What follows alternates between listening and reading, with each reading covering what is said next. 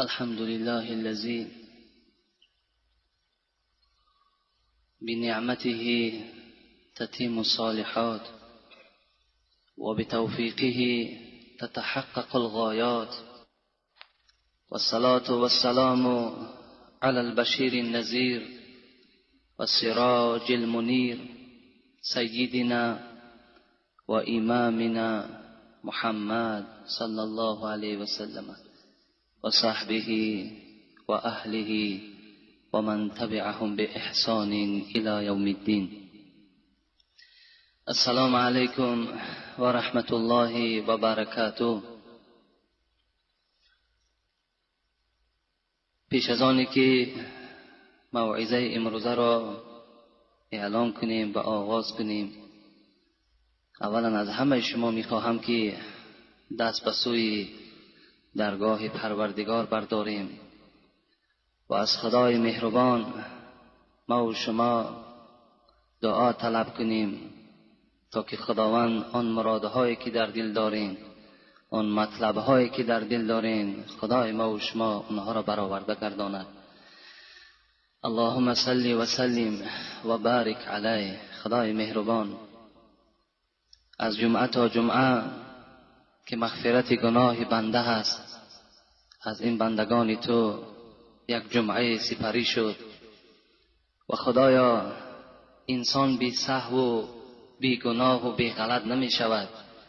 آن سهو، آن غلط، آن خطاهایی که در دوام این یک هفته از ما بندگانت سر زد، خدایا با فضل خود به حرمت این روز جمعه جمیع گناههای ما را مغفرت بگردانی و خدایا تا جمعه دیگر باز عبادتهای ما را رنگین بگردانی، عبادتهای ما را با ذوق و با شوق بگردانی، مهر ما را، محبت ما را خدایا نسبت ذات خودت، نسبت پیغمبرت، نسبت قرآنت، نسبت اسلام و مسلمین خدایا باز هم زیادتر بگردانی و خدایا امت اسلام را از فقر خلاص بگردانی و خدایا آرامی را در تمام دولت‌های اسلامی برقرار و بردوام نگه بداری و این جمعیتی که در این خانه تو حضور دارند خدایا بیماری ها داشته باشند، شفای کامل و شفای عاجل نصیب بگردانی.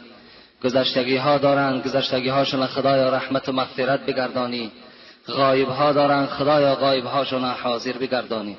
قرضدارهایی که در بین جمعیت ما هستند خدایا قرض هاشون کنده بگردانی و خدایا این جمهوری تاجیکستان ما را و دولت‌های پیش قدم ترین مبدل بگردانی و رهبریت و آن سردارهایی که در این حکومت ما و شما هستند خدایا مهر و محبتشون نسبت اسلام، نسبت مسلمان ها، نسبت مسجد ها زیاده بگردانی. ربنا اتنا فی الدنیا حسنه و فی الاخره حسنه و قنا عذاب النار برحمتک یا ارحم الراحمین. در جمعه ما و شما چندین مهمان ها هم حضور دارند که با آنها ما صحبت داشتیم، چه از دوشنبه هستند چه از حصار هستند و برای زیارت ما و شما آمدند، برای دیدن این جمعیت ما و شما آمدند و الحال در بین جمعیت ما و شما نشستند و طلب کردند که در حق ایشان هم دعا کنیم که اونها هم خاص از برای فقط زیارت و برای ادا کردن نماز جمعه آمدند. و اینجا یک شخص دیگر هم از دنقره از ما خواهش کردند که قابل جان در حقشان دعا کنیم. خدای مهربان این مهمان ها و این برادر قابل جان از جمیع بلا و آفت ها در حفظ امانش خدا نگه بدارد و در هر قدم این مهمان ها خدایا حسنات کتابت بفرماید و هر مراد و مطلوب هایی که در دل این مهمان ها و این برادر ما قابل جان است خدایا با فضل و کرم خود برآورده گرداند. آمین یا رب العالمین. بابای فیض‌الله هم خدا رحمت و مغفرت کند، از همین محله ما بود که فرزندشان اسمت و نبیرشان رمزیا جان که در همین معرکه نشسته‌اند و مخلصی همین مسجد ما و شما هستند، گفتند در حق رمزیا جان، در حق باباشان و اسمت باشد، در حق پدرشان گفتند دعا کنید خدای بابای فیض‌الله را روحش شاد، قبرش را خدای مهربان پرنور بگردانی و فرزندها و نبیرهاش خداوند اهل توفیق و اهل هدایت بگردانی. آمین یا رب العالمین. جمعه پیشین ما و شما درباره حقوق شوهرها بالای زنها صحبت داشتیم. الحمدلله که 3 جمعه پیوسته در این موضوع صحبت کردیم و البته باوری دارم که انشاءالله این صحبت ها بی تأثیر نمیمانند. اگر در 10 هم که تأثیر نکرد، شاید در 1 نفر هم که تأثیر کند، انشاءالله این هم برای ما و شما بهبودی هست، پیشرفت است. رسول اکرم صلی الله علیه و سلم میگوید فاذا قمت على باب الجنه، وقتی که شب معراج نزد دروازه جنت ایستاده شدم، فاذا عامة من دخلها المساکن، نزد در جنت وقتی ایستاده بودم و نگاه میکردم توده توده مردم وارد جنت میشد. وقتی که پرسیدم اینها کیا هستند، گفتند مردم مساکین و فقیرها هستند. اهل جنت اکثریتش را گفت پیغمبر دیدم فقط مسکینها و فقیرها بودند. فاذا قمت على باب النار فاذا عامة من دخلها النساء، یکی نزد دروازه دوزخ هم نگاه کردم که توده توده مردم در دوزخ پرتافته میشد، همش از جمله زنها بود. اکثریت اهل دوزخ را پیغمبر خدا گفتند نظارت کردم، از زنها عبارت بود. البته زنهایی که در دنیا احترام شوهر نکردند، زنهایی که در دنیا به تربیه فرزند اهمیت ندادند، در دنیا به طرف شوهرها زبان درازی کردند، شوهرها را به احترامی کردند، حیات خوب مرد را به تلخی مبدل گردانیدند. اینها کسانی بودند که عاقبتشان وارد شدن بر دوزخ است. البته تمام خواهران عزیز و مادرها میدانند که این دنیا اونقدر دنیای درازی نیست. دنیایی هست که زود است که البته بالای چی زن باشد چی مرد باشد هجوم میکند و اون امانت میگیرد. و در پیش ما و شما حیات دیگر داریم، حیاتی که وای فنا شونده نیست. باید که برای اون حیات، اون دنیا باید که ما و شما کوشش و حرکت داشته باشیم. حضرت عثمان میگوید که شنیدم از پیغمبر خدا که میگفتند ما من امرأة قالت لزوجها ما رأيت منك خيرا، اگر کدام زنی که در دنیا به سوی شوهر میگوید ای شوهر من از تو چیزی ندیدم، بسیار است امروز این کلمات از اکثر زبان زنها صادر می شود. اگر 1 روز یا 1 ماه اگر زنها از نعمتهایی که در خاندان داشتند شاید سببهای پیدا شد و همان نانی با سیری را ندیدند، یا شاید که اون لطف و مهربانی هایی که شوهر داشت در دوام 1 روز یا 1 هفته اون لطف و مهربانی ها را دیگر مشاهده نکردند، در حال به سوی شوهر میگوید من از تو چیزی ندیدم. وقتی میگوید این سخن از زبان زن صدا داد، احبط الله عملها 70 سنه ولو كانت تصوم و تقوم الليل. پیغمبر خدا گفتند این زن در جواب این سخنی که به سوی شوهر گفتند 70 ساله عبادتشان برباد دادند، اگر چندی که روز روزدار بود شب به نماز بود. در 1 کلمه که میگوید ما رأیت منک خیرا، من از تو چیزی ندیدم. باید خیلی با احتیاط باشم. چگونه که 1 غلام در نزد مولای خود چقدر احترام دارد، یعنی چقدر با احترام صحبت میکند، از روی ترس باید که زن هم با شوهر خود این چنین صحبت داشته باشد. این زمان انشاءالله اون ثواب‌هایی که در این جمعه‌های گذشته گفتگو داشتیم بعد زن نائل می شود. و الا اگر سرکشی کند و این گونه کلمات‌ها را اگر تلفظ کند، وای به حالش، چی در دنیا و چی در قیامت. البته اینها شرمنده هستند و در عذاب خداوند گرفتار می شود. امروز باشد چگونه که به شما خبر دادیم که خیلی سوال‌های زیاد منتظر جواب هستند. میخواهم که جواب این سوال‌ها را به شما خبر دهم. بسم الله الرحمن الرحیم. السلام علیکم. داملای شیرین بیان، در سنت خواندن پراکنده شدن درست است یا نه از صفها؟ زیرا مولای ما میگوید درست نیست. یعنی وقتی ما و شما فرض میخوانیم، کدام فرض نماز نباشد، چی فرض جمعه باشد، چی فرض پیشین باشد، چی فرض عصر باشد، ثواب و سنت همین است که در حال جایهای خود عوض کنیم. این ثواب است و سنت است. فقط جمع شدنی، یعنی راست بودنی صف، پر بودنی صف فقط برای نماز فرض است و خلاص. برای سنت اگر شما صف کشین و در صف راست کنین، برای سنت نماز همه کراهیت دارد، مکروه است.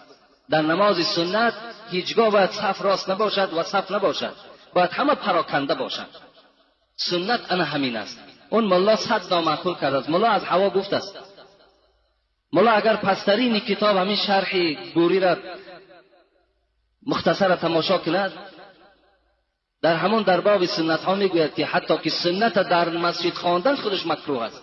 سنت باید در خانه خوانده شود. و در مسجد که آمدیم باید که جایهاتان، مثال چقدر میگوید صاحب کتاب که اگر جایها را عوض کنیم و جایهای سجده چقدر زیاد باشد، همون قدر برای خود شاهد در روز قیامت تیار میکنه. یعنی هر پارچه زمینی که شما عبادت میکنین، اینها برای شما شاهدی در روز قیامت میدهند. چند که شاهد زیاد شد، همون قدر کار شما آسان میشود. این از طریقه سنت خواندن. فرضها را که خواندیم پراکنده شویم در مسجدها هر طرف، حتی در خانه هم که خواندیم سنت است، اگر به شرط خانه های شما نزدیکتر باشد. دوم سوال، این شعر بیدل را التماس تحلیل کنید. آفت ایجاد است ساز زندگی، هوشیار باش. از تراوت خانه دارد در ره سیلاب گل. اصلا همین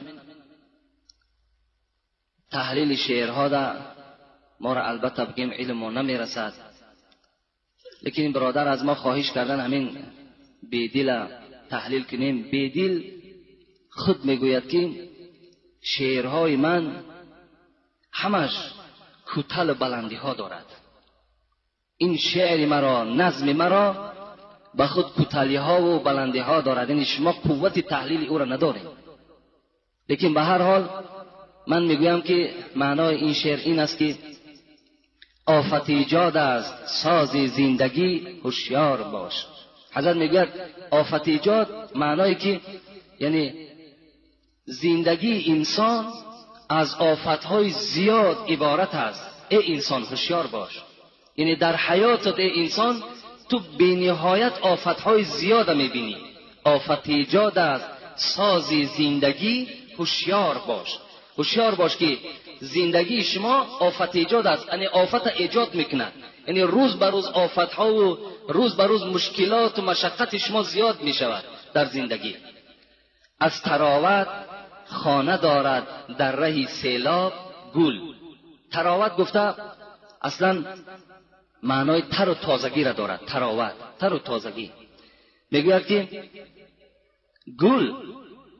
گل برای آنه که همین تر و تازه بماند، خانه دارد در ره سیلاب گل.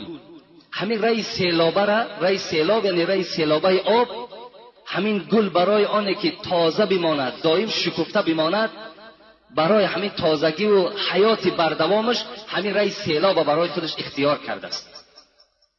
انا انسان هم میگه زندگیش مثل گل است، برای آنه که مثال همین آدم زنده ماند، حیاتش بردوام ماند، باید که همین مشقت هایی که در بالاش میاد همین ها را باید که چیکار کند؟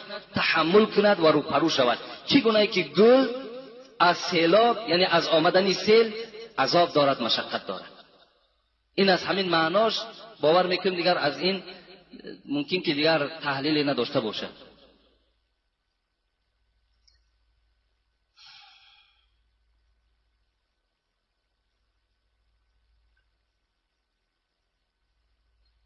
السلام علیکم داملا حاجی میرزا، اگر در نکاح دست بالای دست باشد چی زیان دارد؟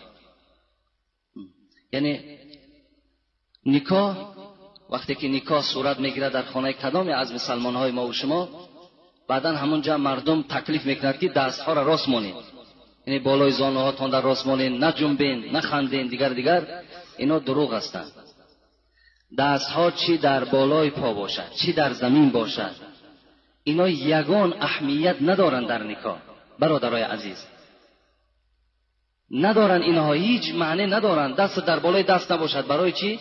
برای که نکاح قلف میشیده است، برای که مثال همین بچه نکاحش مثال عاقبت زندگیش ویران است وقتی اگر دستی ما در بالای دستم باشد.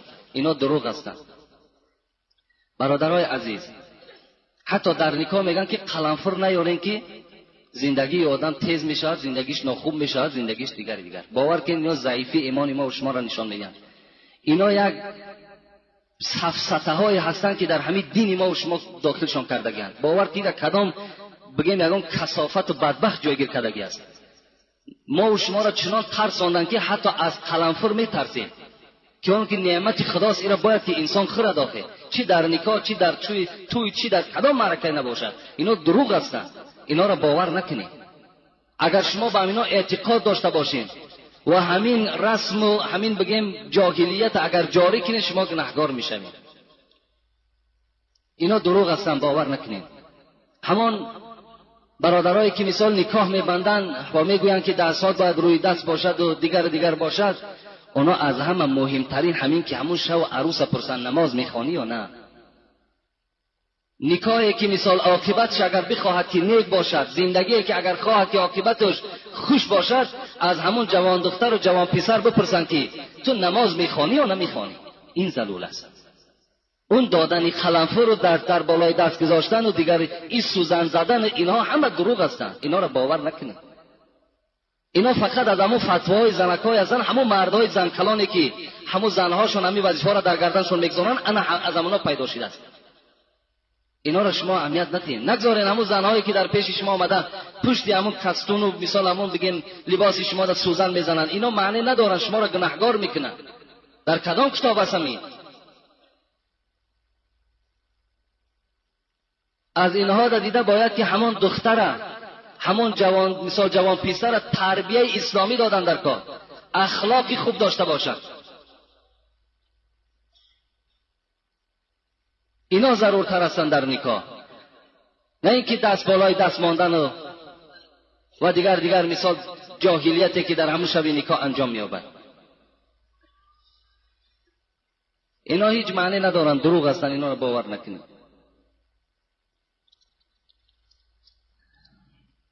السلام علیکم که حاجی میرزا 5 سوال کردن. همین یک سوال 2 سوال کنین، بعد به نهایت بعضی برادرها تمام زندگیش 3 ورق 4 ورق مینویسه. ننویسین، همون مختصرا همون سوال بگو، چیزی هست قوت مورسی جواب میگیم، نشد میگیم پیش دیگر کس را. آیا بشیر نان مزارها قسم خوردن چه خیلی است؟ شرک است. کسی که اگر به نان قسم میخورد، به شیر قسم میخورد، به مزارها قسم میخورد، اینها در گناهکار میشود، بی نهایت گناهکار میشود. باور که از ترک نماز در حتی که گناهش باید بینتر است. کسی که به نان قسم میخورد یا به شیر قسم میخورد یا به مزار قسم میخورد، رسول اکرم گفتند کسی که اگر به غیر خدا قسم میخورد وای شرک در خدا آورده است، وای مشرک است. اینا در باور اینا قسم نیستند. قسم فقط والله بالله تالله، انا همین 3 قسم است. اینا در قسم خوردن شما گناهکار میشین. دوم، از جایش میخیزد یا پیر میگوید، آیا این چه خیل است؟ اینم نادرست است. پیری وای چی قدرت دارد؟ انسان باید که فقط با نام الله نشیند، با نام الله از جای خود خیزد. فقط وقتی از جاتان میخیزیم، پیر داریم، خدا پیرتان رحمت و مغفرت کند، پیری تو اون قدرتی را ندارد که تو را از جای خود خیزاند و در جای تو نشیند. این قدرت پیری تو ندارد. فقط باید که ما و شما الله گفته از جامان میخیزیم، الله گفته در جامان مینشینیم. همه به قدرت الله است. سوم، آیا با زن خود در حمام خانه یک جایه غسل کردن درست است؟ البته سنت است. سنت است که باید در حمام مرد همراه زن خودش غسل کند. اون زن وظیفش همین است که بدن شوهر تازه میکند، میشود، پاکیزه میکند، بعد دعای شوهر میگیرد. این سنت است.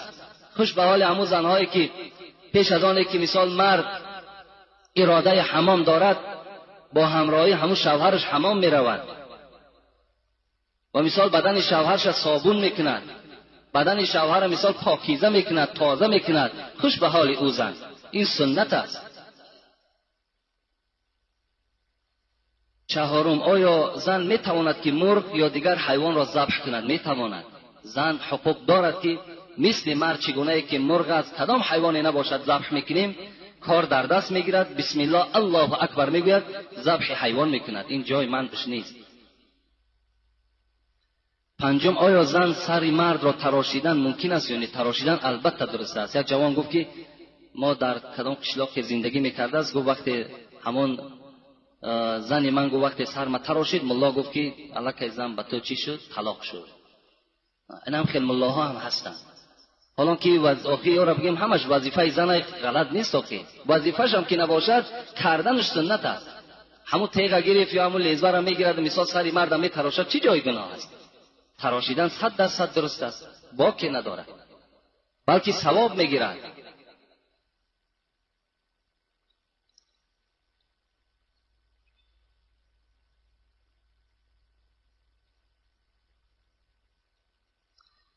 یکم سوال. السلام علیکم، آیا ابورت جایز است؟ ابورت جایز است.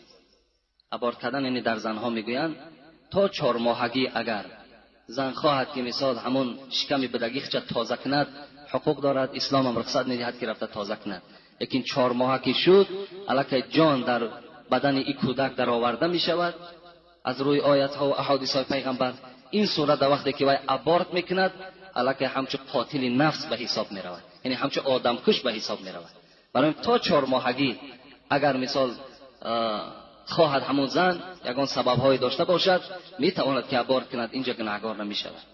دوم، یک داملا مهمانی آمده بود، گفت که با میکروفون گپ زدن حرام است. همون مهمانی چه کند؟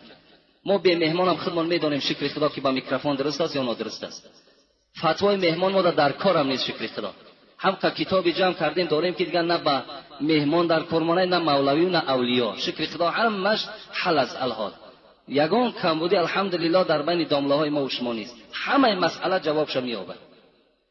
برای همین هر مهمان که آمد همون مهمانیش کند، دیگر میکروفون حرامه، دیگرش حرام است، این حرام حلالش هم چون حل میکنه. اگر میکروفون حرام باشد، همون خانه همون ملا رفته بینه که همین گازی که میسوزین که همین گاز هم حرام است. برای دوره پیغمبر در گاز نبود. این چراغایی که خانه در شب در میتیم اینا حرام هستند. خود دوره پیغمبر در چراغ نبود. این جلک ها دوره پیغمبر در نبود، پوشیدنش حرام است. خود اون ماشین هایی که میشینن راحت کده رفته آمده هستند، اینا هم حرام هستند. برای همون ملایی که انا میرا میگه حرام است، برای ما حلال است. چی جای حرامی دارد وقتی که صدای مرا اطرافی ها همه میشنوند؟ چی جای حرامی دارد؟ اینا همون ملاهای هستند که بیچاره تا حال چشمشان نکشودند.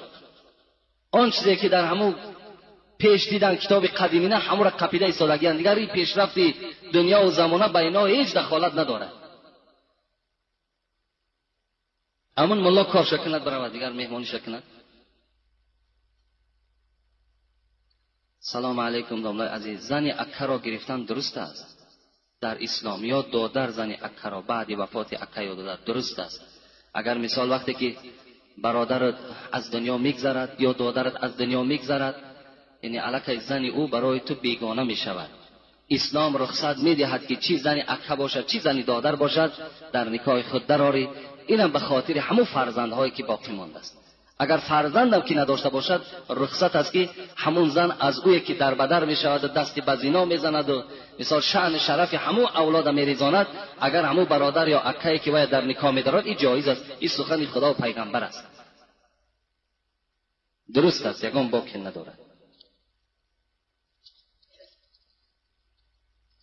می نویسن که دیگر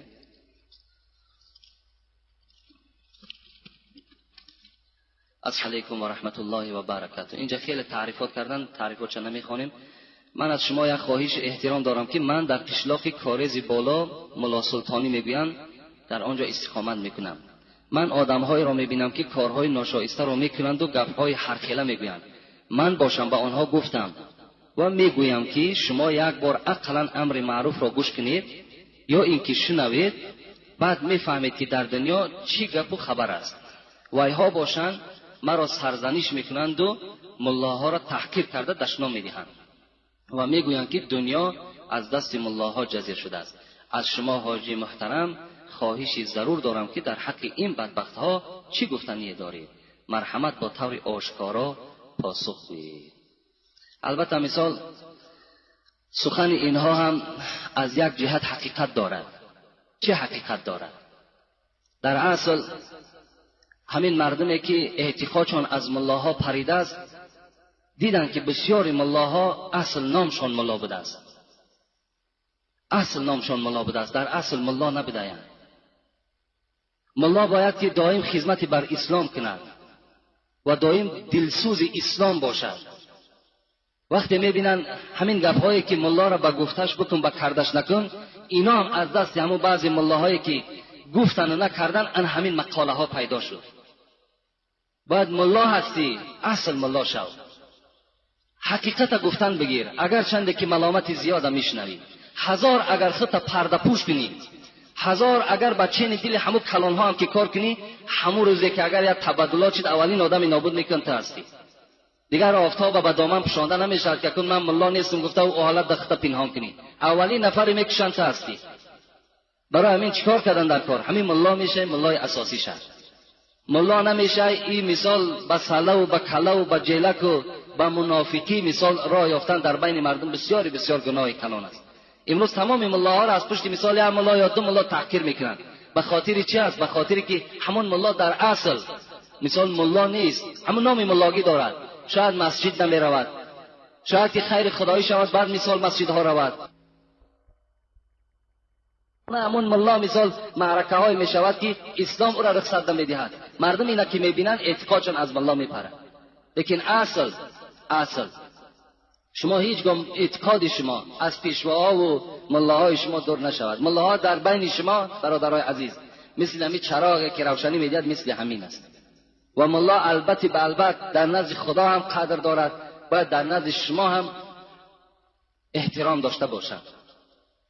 کسی که مثال دشنام میدهد اگر از جهت نافهمی باشد و یک سبکی دارد، لیکن کسی که اگر دیده و دانسته ملا را بد میبیند و مثال دشنام میدهد، این حالت اوی گناهگار میشود. من چیز دیگر نمیگم برای این.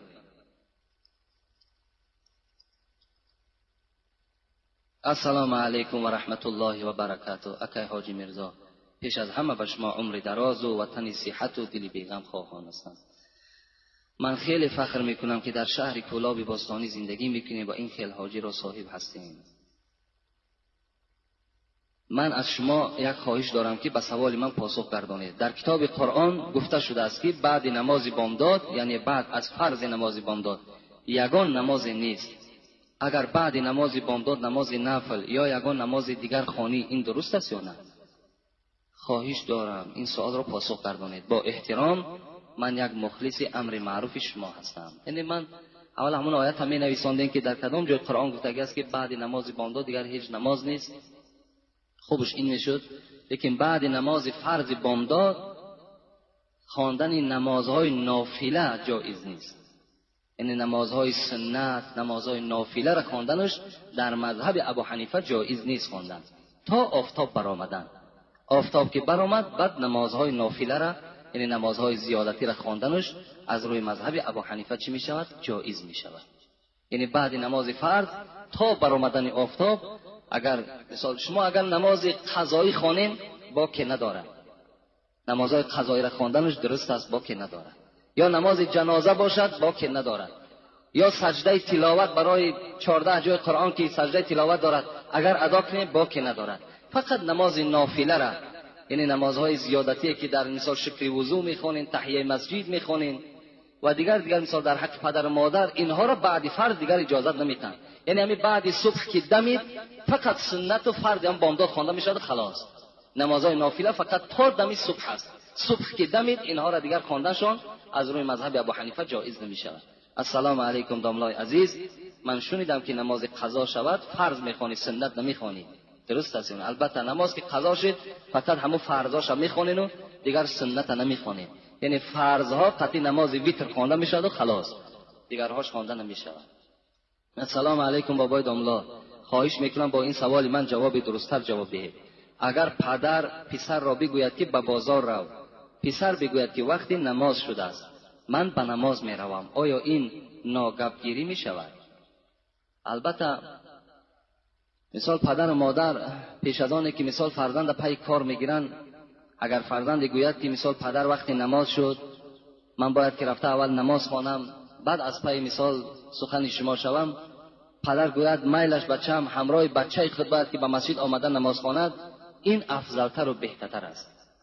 لیکن اگر ضرور باشد پدر بیمار است یا دیگر مثال وقتی فرزند نماز خواند بعداً مثال شاید که یگان فلاکت و یگان بیماری پدر زیاد شود یا یگان تشویش باشد، این صورت فرزند سخن پدر مثال قبول میکند به مسجد نمیاد و رفته از پای مثال همان بازاری پدرش میشود. لیکن اگر هیچ مثال کار نباشد، هیچ مثال تشویش نباشد، بیماری نباشد، باز بازم این پدر گوید که بگذار همون مسجد از پای مثال سخن من شو، اینجا از پای سخن پدر میشه لیکن گناهکار پدر است. دوم الله اکبر چند معنا دارد؟ همون الله اکبر از همه معنای مثال ساده و عیانش همین است که خدا بزرگ است. الله اکبر این بزرگی را میدهد، خدا بزرگ است، از همه ساده و عادیش همین است. السلام علیکم داملای عزیز، بجای برابرم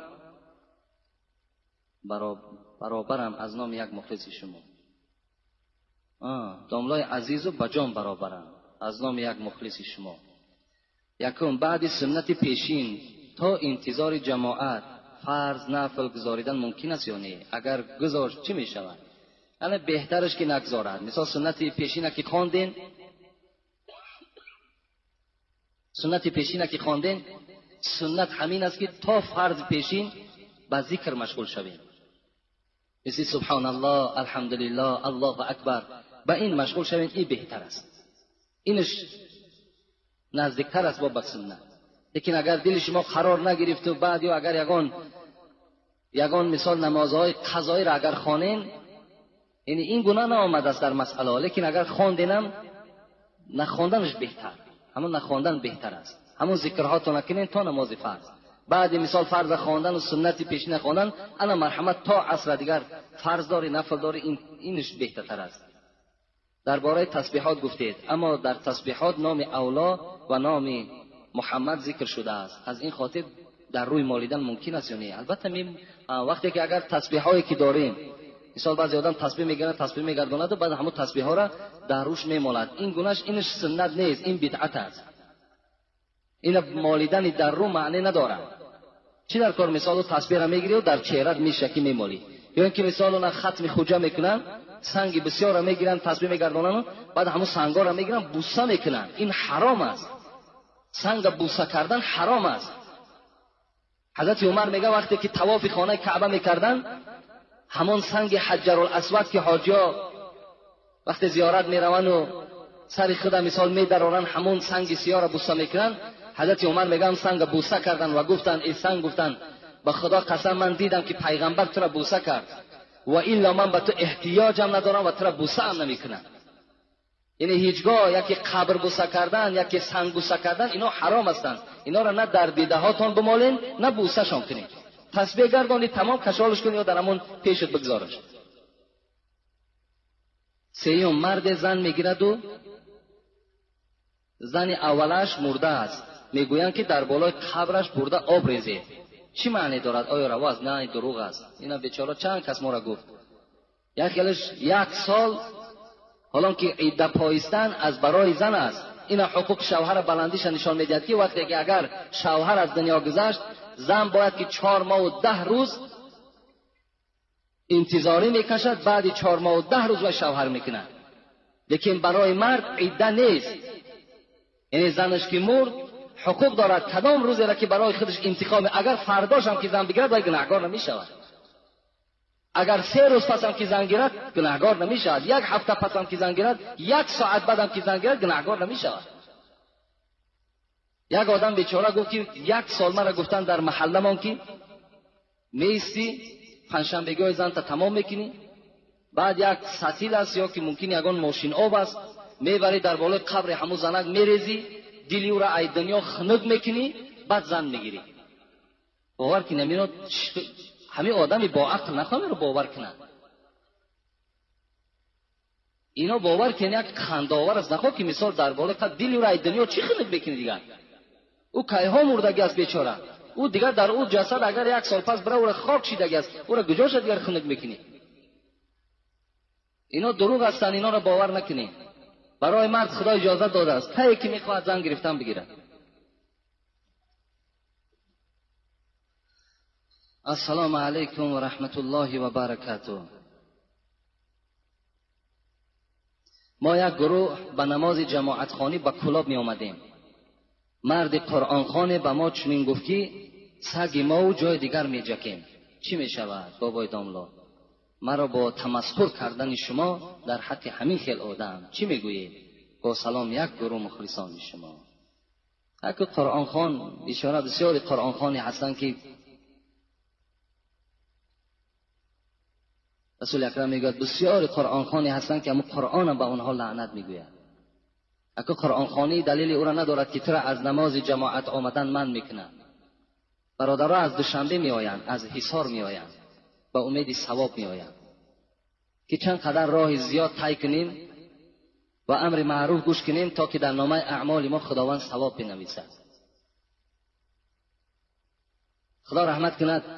محمد صاحب ایرانی را میگوید در سخن گفتن خطای جاهلان پیدا شود، تیر کج چون از تمام بیرون رود رسوا شود. همین آدم جاهل از سخن گفتنش الک شما میفهمید. همین سخنی که وای گفت این علامت جاهلی وای نشان میدهد، علامت بیعقلی و بیعلمی همون آدم نشان میدهد. که یک آدمی که سعی دارد کوشش دارد که رفته در یک مسجد نماز جماعت خوانم، امر معروف گوش کنم، با این گونه مثال سخنهای قبیح پیش راه او را میگیرد. محمد صاحب ایرانی میگوید مخور صاحب، خدا رحمتش کند، کلیاتش نزد ما هست. مخور صاحب فریب فضل امامه زاهد. امامه زاهد گفته سله را میگن، میگد که از همه سله‌دارا فریب سله‌دار نخور میگن. مخور صاحب فریب فضل، فضل گفته سله کلان میگن. مخور صاحب فریب فضل امامه زاهد که در گنبد بیمرزی صدا بسیار میپیچد. همین گنبد ابین میگه یک گنبد کلان نه که درش خالیه، ها بگو دبر ها ها ها میگن. همون کله همون آدمایی که این گونه سخنها را میگن و صلاها در طور سرش هم مثل گنبد هم خالی از چی ندارن اونا. بسم الله الرحمن الرحیم. السلام علیک و رحمت الله و برکاته. اکای حاجی اول بخشش از شما در رضا بودن پدر و مادر یک چند سخنهای مبارک میگفتید. این سوال اولی من است. دوم، معلمانی که از خوانندگان یا اونیورسیته یا کالج از اگزمین یا زکات پول میگیرند، آیا برای مسلمان این حرام است یا نه؟ التماس اکای حاجی به سوال ما جواب پره میگفتید، دل ما قرار میگیرید. البته درباره پدر و مادر ما کسیته ها داریم. برادر عزیز مراجعت کن، از همون کسیته ها به نهایت بهره زیاد میگیری. 2 کسیته خاصه درباره احترام پدر و مادر است. اگر مثال چیزی که خواهی از داخل اونها تو البته یافت میکنی. و سوالی که معلم ها چه از اونیورسیته باشد، چه از اینستیتوت باشد، چه از مکتب های میانه باشد، چه از کالج ها باشند، برای زکات برای مثال بها گرفتن وقتی پول میگیرن، باور کن خیانتی در جمعیت کردگی هستند. به حد خیانتی کلان میکنن. برای دهنده در زمان ما گناه نیست، اگر چنده که رسول اکرم میگوید الراشی و المرتشی فی النار، کسی پاره میدهد و کسی پاره میگیرد، هر دو در آتش دوزخ هستند. امروز جزای پاره را دیدیم. مثال با پاره بیچاره میخواند میآید، امروز باوری داریم که فرزند من مدینیستود خوانده است، دکتر شده است. همه او مثال زکات ها و همه او بها با پول است. او از کجا مثال تجربه دکتری دارد؟ او از کجا مثال فرزند ما را نجات داده میتواند؟ برای کی نمیتواند؟ برای که وای معلمش خیانتکار بود، وای معلمش آموخته کرد که همین پول بده نخوان دیگر، خواندن تو حاجت هم نیست. آیا همین خیانت نیست؟ از این ده خیانتی کلان دیگر وجود ندارد. هر یک فرزند مثال هر یک پدر و مادر باوری دارد که فرزندش در فلان مدرسه یا مکتب میخواند، وقتی که وای با پول میخواند این معلوم است که عاقبت وای چی هست.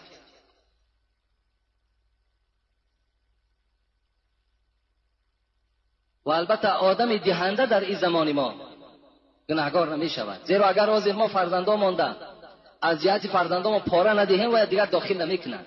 فرزند ما دیگر در او یونیورسیته یا که در مثال همون مدینیستود خوانده نمیتواند تا اگر پاره ندهیم. امروز پاره ما میدهیم، لیکن همون گیرنده ها گناهکار هستند، دهنده ها گناهکار نیستند. بسیار عملی زیشت است. شهر دوشنبه، بوربت 56 صنوبر. السلام علیکم داملای عزیز و محترم حاجی میرزا. اینا بر ما دادن. من با همراهی خواهرانم از دوشنبه آمدیم و امروز به دیدار شما رسیدیم. ما در خردسالی امان از پدرمان جدا شدیم. پدرمان را ماشین زد و او مرد. مادرم که الحال جوان است و شوهر برآمد و از آن شکرانه میکنم که او بسیار آدمی خوب است. و امروز که من 14 ساله نماز میخوانم، از شما داملای عزیز التماس میکنم که مرا و خواهران مرا و پدر و مادر مرا دعا کنید. خدای مهربان این خواهر اسلامی را همراه همه خواهرها و پدر و مادرش خدایا مغفرت گناه بکنی و مراد و مطلب هاشون خدا حاصل کنی. آمین یا رب العالمین. یک سوال بسیار از ما خواهش سخت کرده بودن از دوشنبه. السلام علیکم داملای شیرین سخن. این سوال از نام یک خواهر شماست. التماس به سوال من جواب گویید. من برادرم را با نمازخوانی دعوت کردم، اگر من او را یاری رسانم ممکن است؟ سوال دیگر، از وفات پدرم 2 سال گذشت، آیا من به منزل پدرم روم ممکن است؟ چنانه که میگویند رفتن زن به منزل ممکن نیست. التماس به من جواب پر دهید. با احترام خواهر عزیز شما. البته میتوانید شما اون برادری که دارین یا پدری دارین شما نمازخوان کنین، در نماز یاردم کنین، این باکی ندارد، این البته ثواب میگیرین. لیکن به سر منزل پدر و مادر رفتن، اگر چنده که حدیث ها برای رفتن هم هست، مثال سخن فقها هم برای اجازت هم رفتن هست، لیکن الحال عالم های بگیم آخر معاصر حاضره ما و شما اجازت ندادن که زنها به سر منزل ها روند یا به زیارت مزارها روند. یعنی این ده اجازت ندادن، گفتن نرفتن زن برای منزل، برای دعا کردن، مثال برای اولاد اجدادش به قبرستان ها، این بهتر است. از این خاطر همون خواهری که مثال میخواهد در حق پدر و مادر دعا کند، افضل و بهتر همین است که در خاندان 2 رکعت نماز خوان در حق پدر و مادر ببخش، ان شاء الله این بهتر است و این ثوابش زیادتر است.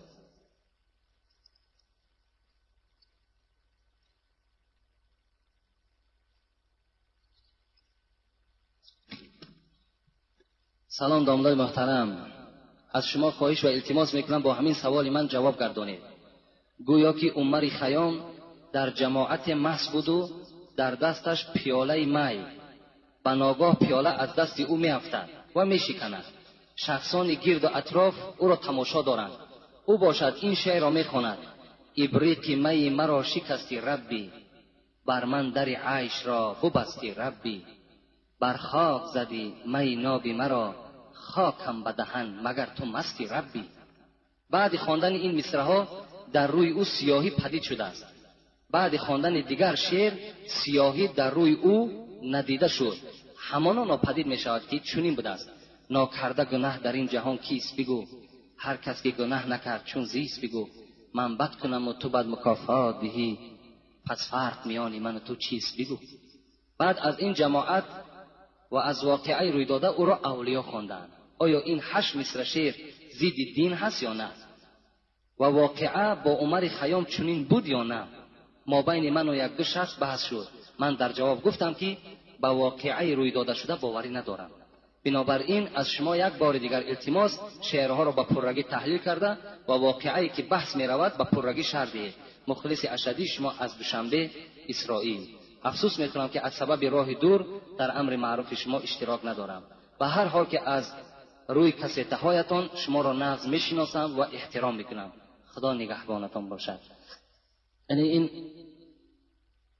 واقعه‌ای که به عمر خیام گویا شده باشد که وقتی در دستش مثال پیاله می بود و وقتی که میخواست که همین می نوشد که همون می با همون ابریقش با همون ظرفی که داشت در زمین زد و شکست و به سوی پروردگار گفته پروردگار تو ابریقی مرا شکستی، آیا تو مست هستی؟ این سخن در آخر حضرت عمر خیام گفته باشد. وقتی که این سخن گفت خداوند در حال میگه چهره عمر خیام از سیاه کرد و بعد این باز چی گفت؟ ناکرده گناه در این جهان کیست بگو. یعنی پروردگار کی هست در دنیا که ناکرده مثال حیات برده است و گناه نکردگی هست؟ کی هست همیشه گفته؟ این وقت این 4 مثال خون بعد این باز رویش سفید شد گویا. آیا همین واقعه اصل دارد؟ این دروغ است. باور کنید. منم باور ندارم. منم در یگان کتابم ندیدم، لیکن اگون ادبگاه محبت ناز و شوخی بر نمیدارد. کسی نباشد، چه اولیا باشد چه مثال همون دوستان خدا هم به درگاه خداوند این گونه ناز کرده و ای پروردگار تو مستی گفته، این ده هیچ کس قدرت نداره. این گونه معامله هم بر خدا کردن، این باور که این در عقل انسان جا نمیگیرد. من یک حدیث حضرت عمر را نویساندم، میخواهم که برای شما خوانم. حضرت میگوید یک مرد راه میرفت، در راه رفتن بسیار میگه ایت خاکسار بود، خاکساری کرده گویا گردن پس زمین تماشا کرده میرفت. حضرت عمر گفتن لا تمیت علینا دیننا اماتک الله. این مرد گفتن سرت بردار، گفتن تو آدمی مسلمان هستی، تو خطا یک باتر بگیر، یک آدمی با قوت بگیر. گفت دین اسلام را بر ما نمیران، گفت خدا ترا هلاک بگرداند. یعنی چند قدر مثال راست باش گفته است. خطا همچه خاکسار این قد ذلیل نگیر. باز میگه در دیگر شخص دید میگه که بسیار شکسته بود. میگه اونا چی گفت؟ ارفع رأسک فإن الاسلام لیس بمرض.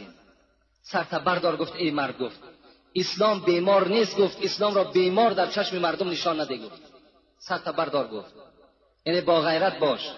یعنی ما و شما باید که چنین حکایه ها قطعی مثل که گویا یک ضربه در همین اسلام میزنیم، گویا که اسلام هم مثل یک افسانه نشان میدیم.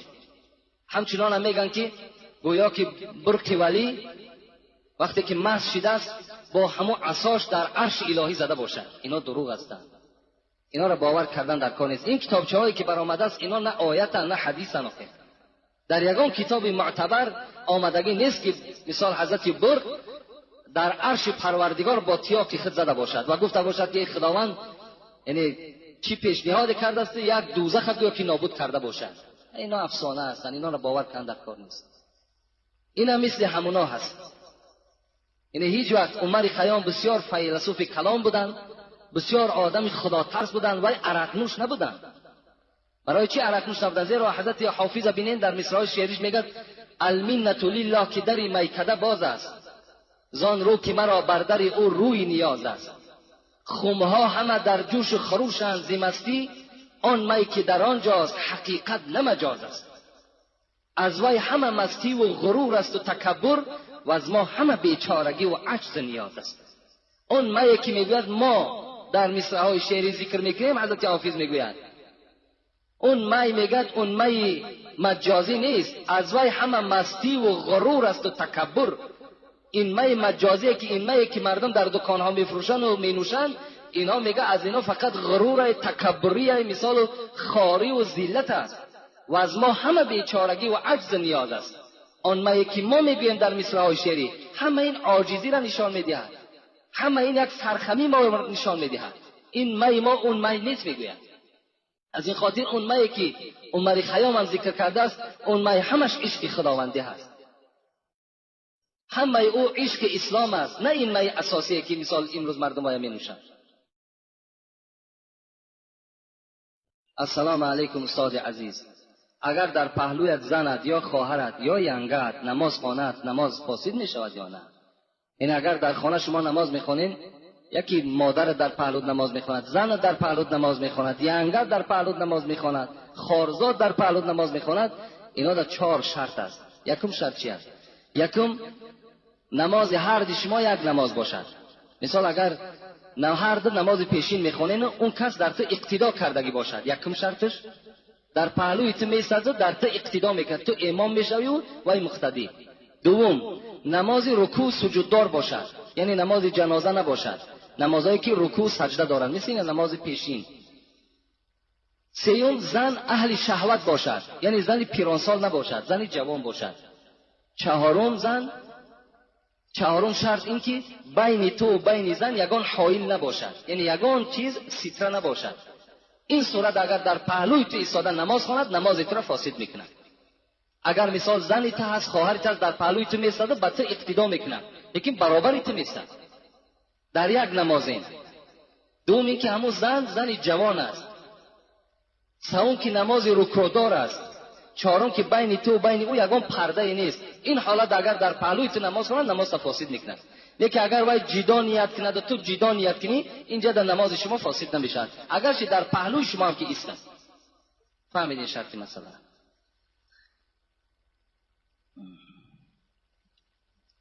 السلام علیکم داملای عزیز، من خواهر اسلامی شما هستم. سوالی دارم داملای عزیز. ینگه دارم، دادرم که شوهر اوست، او را دشنام زیاد میدهد و او در مسجد شما نماز میخواند. در این موضوع چیزی میگفتی؟ یعنی این برادری که عائله خودش دشنام میداده است، یعنی البته ما در این بابها صحبت داشتیم و باز میگم که البته یک حق زنها بالای مردها این است که ولا تقبح، گفتم پیغمبر، شما زنها را دشنام ندهید، یعنی دشنام های قبیح نکنید، با زنها مثال با معامله خوب زندگی کنید. لیکن از همه ما زنها خواهش میکنم که مردها را تا همون حد نیارن که مثال همون مردها اونها را دشنام دهند. بسیارتر عیب زنها میشود، یعنی چنان معامله میکنن، چنان رفتار میکنن که همون عصب مرد ویران میشود و در حال وای دیگر کار اولش چی است؟ همون دشنام دادن است. اول از خواهرای عزیز التماس میکنم که مثال دائم کار کنن که اونها مهربان باشند، یعنی دائم در هر حالت مرد چیکار کنن؟ مثال دستگیری کنن، با مرد مثال مهربانانه رفتار کنن، ان شاء الله اونها یگان دشنام نمیشنوند. السلام علیکم داملای شیرین زبان، ممکن است که برای مرد چله و زیره نقرگین، التماس جواب پر دهید. یعنی زیره نقرگین جایز نیست، لیکن اگر چله نقره باشد جایز است. کدام مردی که اگر میخواهد که چله اندازد، فقط چله نقره، دیگر غیر چله نقره، دیگر چله ها را برای خود چی آهن باشد، چی میس باشد، چی طلا باشد، اینها را اختیار نکنید. از همه بهتر همین است که ترک چله کنید. در همون مسئله ها میگه که اگر ضرورت نباشد چله نه اندازد مردها، یک اگر چی قدر محبت داشته باشد میلش چله نقرگین اندازند، اینش سنت است. لیکن اگر ضرورت نباشد باقی ندارد، دیگر حاجت هم نیست که شما مثال همون چله استفاده کنید.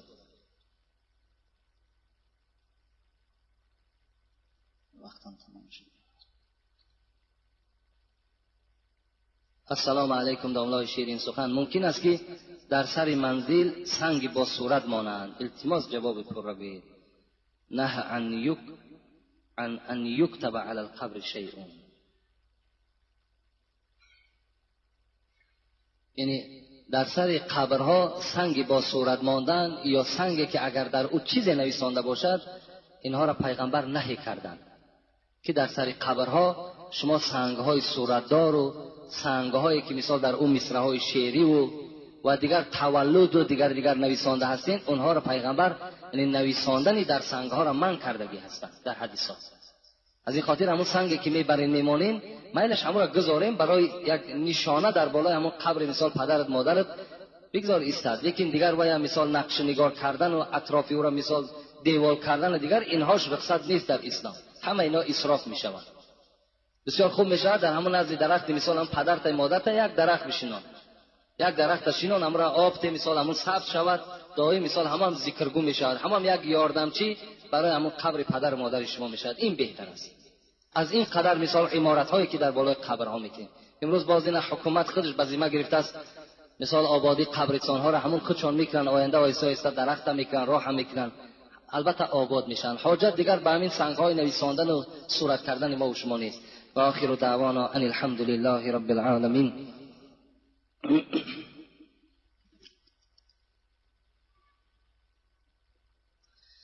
اینجا یک برادر از ما خواهش کردن که سفری به دولت روسیه داشته است و در حق دعا کنیم که خدای مهربان سفر شد.